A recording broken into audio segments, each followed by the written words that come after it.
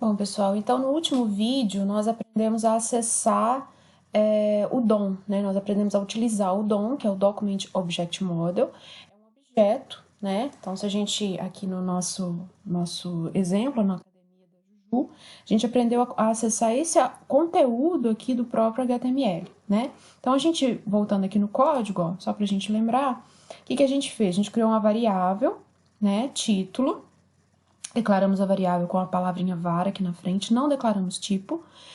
E colocamos aqui document, que é o objeto, né, que retorna o HTML para nós. E desse documento HTML, nós estamos selecionando, através do método querySelector, o título, que é uma classe que a gente criou no nosso HTML. Nós não estamos selecionando pelo nome da tag, que era o H1. Lembra? Qual que é o problema que isso pode trazer? Se a gente tiver mais de um H1 na página, né, ele não vai saber qual que ele vai retornar o último. Ou se a gente não tiver um H1 na página, ele vai retornar nulo e vai dar um erro lá no console do nosso navegador, né?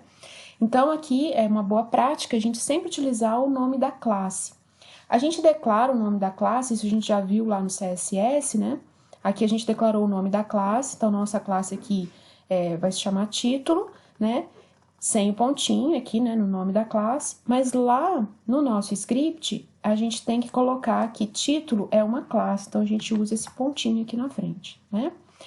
A gente retornou o conteúdo daquela tag que a gente retornou, né? Esse text content retorna só o conteúdo. Se a gente retirar esse text content, ele vai escrever para nós, aqui no caso do console.log, a tag inteira, né? Então, vou só lembrar aqui.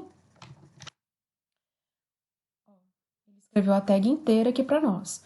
Bom, agora da mesma forma que a gente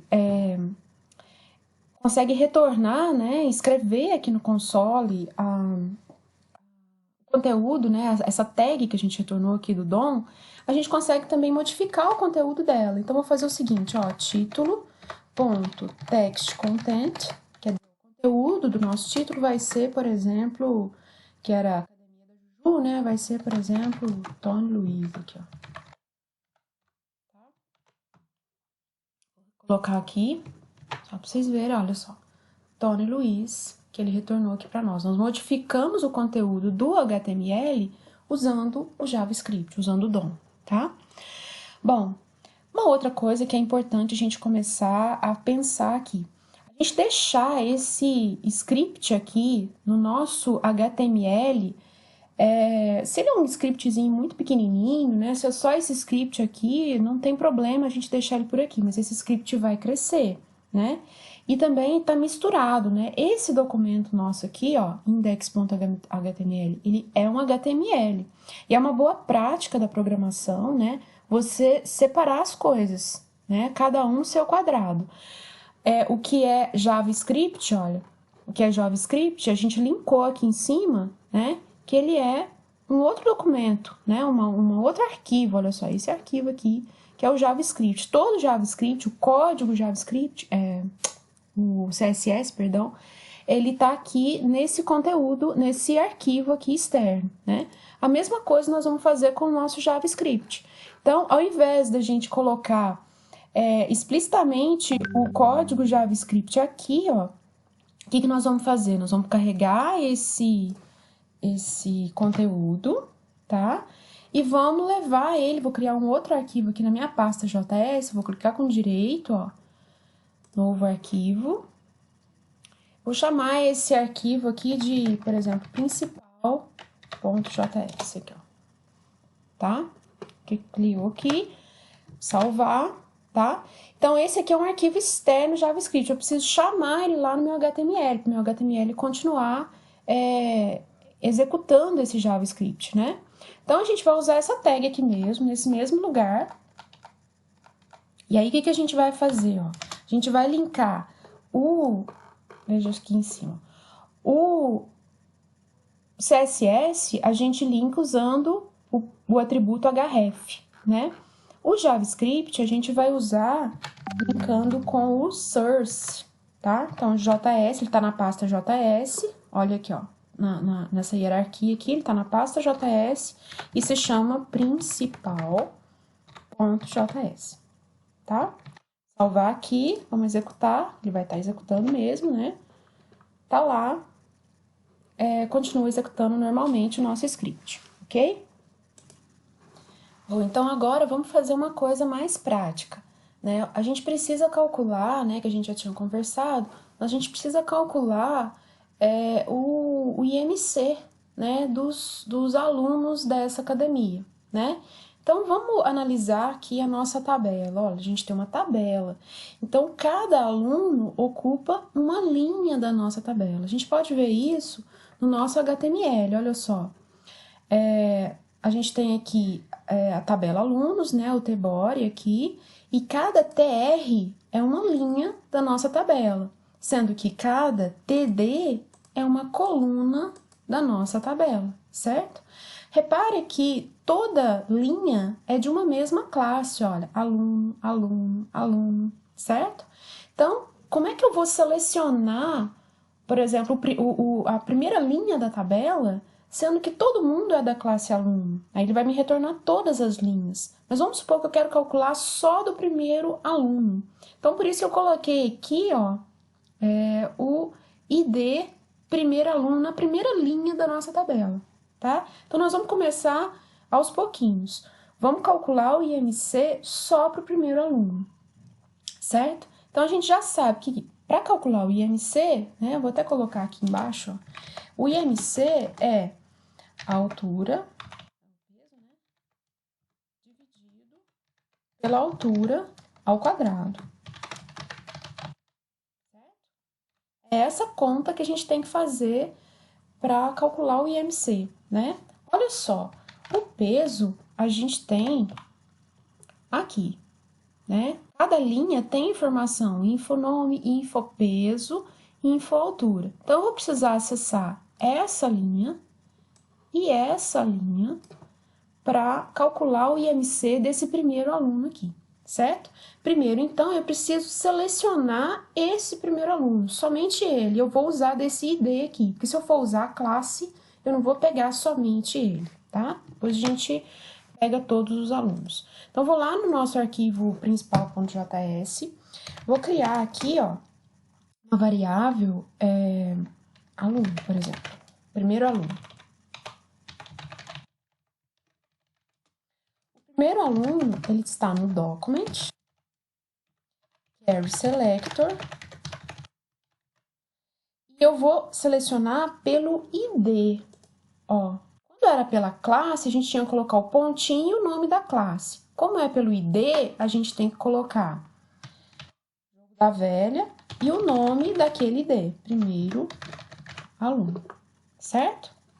Vou selecionar esse aluno, esse vai ser o meu primeiro aluno, certo?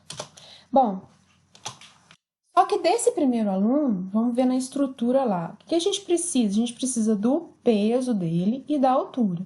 Então, se eu selecionar essa coluna, esse TD aqui, eu vou chamar de TD peso, eu vou selecionar somente essa informação aqui desse primeiro aluno. Então, olha lá, ó. Então, vou colocar aqui uma variável, vai se chamar TD peso, vai ser primeiro aluno, ponto, query selector, e eu quero a classe ponto info peso, tá? Isso vai retornar para nós, olha, se a gente colocar lá no console, console.log, vou imprimir tudo, console.log, primeiro aluno, tá? Vou imprimir essas duas variáveis, console.log, td peso, certo? Vou salvar aqui e executar aqui na nossa coisa aqui de novo, olha. Então, olha só, o primeiro console.log, ele me retornou aquela linha inteira. Se eu descer aqui um pouquinho, ó, são todas as informações desse aluno Paulo aqui, ó, certo?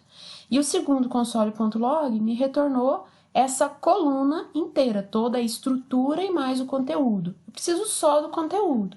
Então, o que a gente faz? A gente vai fazer o quê, ó? Criar uma variável peso mesmo, que é o td peso ponto text content, certo? Se eu imprimir essa variável aqui, ó, console.log, se eu imprimir essa variável lá no console, o que vai acontecer? Isso aqui vai retornar a linha inteira, isso aqui só a coluna peso com toda a estrutura, e esse aqui vai retornar aquele 100 lá, certo? Então, olha só. A linha inteira, primeiro console, segundo a coluna inteira, né? E aqui só o 100. É desse 100 que a gente precisa. Então, eu vou fazer a mesma coisa para a altura, né? Não preciso dessas coisas aqui. Vou fazer a mesma coisa para a altura. Então, var td altura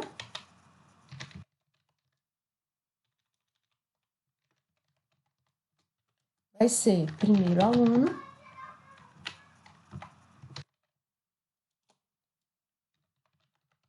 selector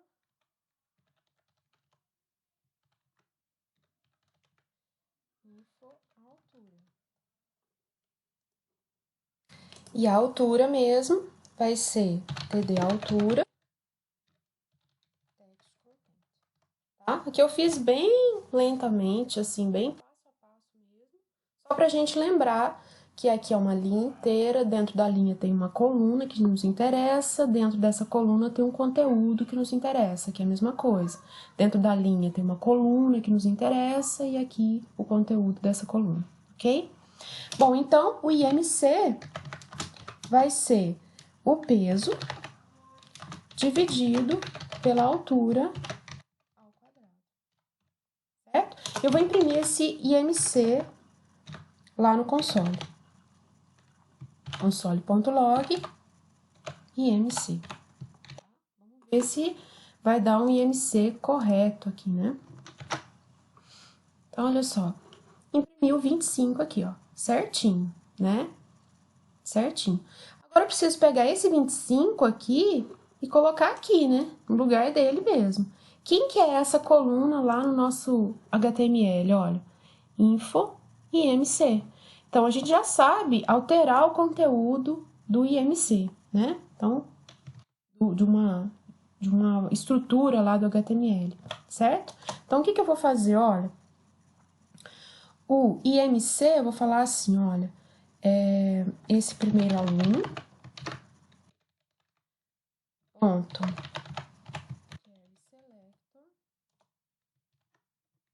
a classe info IMC,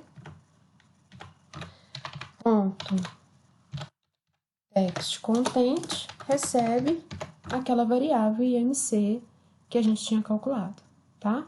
Vamos ver se vai dar certo? Certinho, olha só que beleza, tá? Então, a gente sabe fazer isso para um aluno, então a gente sabe fazer para todos os alunos.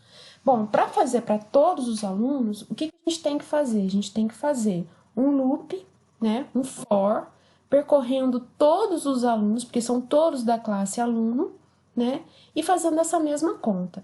Eu vou melhorar esse código aqui, vou fazer o seguinte, olha. O peso, eu não vou fazer esse passo a passo tudo gigantesco aqui não, tá? Eu vou fazer o seguinte, ó. Eu faço, tá? Deixa assim mesmo, tá bom. Tá. Tá bom. Bom, então o que nós vamos fazer? Olha, eu vou fazer o seguinte, eu vou, antes de pegar esse aluno, eu vou chamar esse aluno aqui de primeiro aluno, eu vou chamar de aluno mesmo, tá? Então, esse aluno aqui eu vou ter que modificar.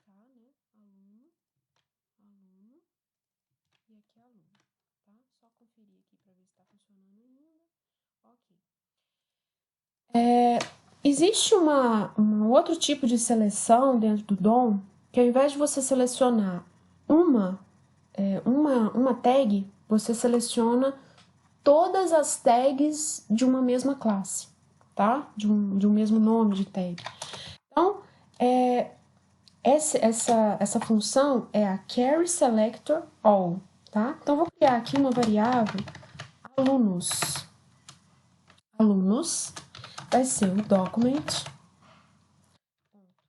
carry selector all, tá? se chama cada aluno, cada linha minha? Ó, cada linha é da classe aluno, certo? Então, eu vou selecionar todas da classe aluno, certo? Se a gente fizer isso e imprimir essa coisa no console do nosso navegador, vamos ver o que ele vai imprimir lá. Olha, aqui a gente criou uma variável e preencheu essa variável com uma lista, né? Porque isso aqui vai retornar para nós uma lista de linhas, né? Das nossas classes aluno lá, tá? Então, vamos ver o que ele vai acontecer aqui no navegador, ó. Olha o que ele imprimiu aqui no console para nós. Uma lista de 5 posições, tá? A primeira é da classe aluno, mas tem um ID, primeiro aluno aqui, né? E todos os demais são da classe aluno, todos são TR, certo? Ó, 1, 2, 3, 4, 5. Nós temos 5 alunos aqui nessa lista, tá?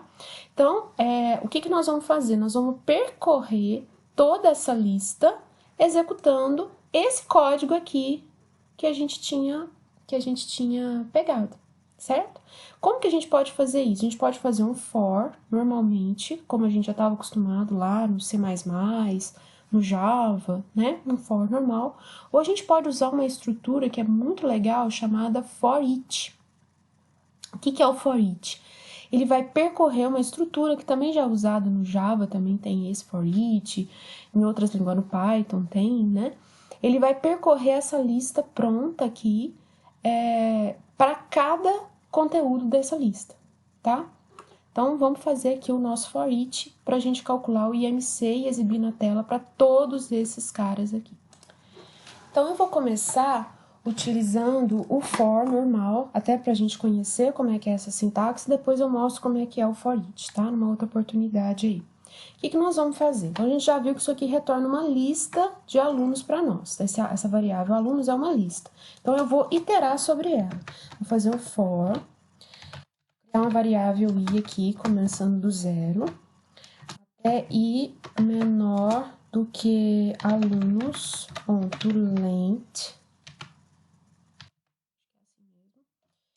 e então, o que nós vamos fazer? Olha, se a gente pegar cada aluno meu, né, cada variável aluno, vai ser o alunos na posição i, certo? E eu vou, só para a gente testar aqui, eu vou imprimir esse aluno no console, tá? Vamos ver se vai dar certo.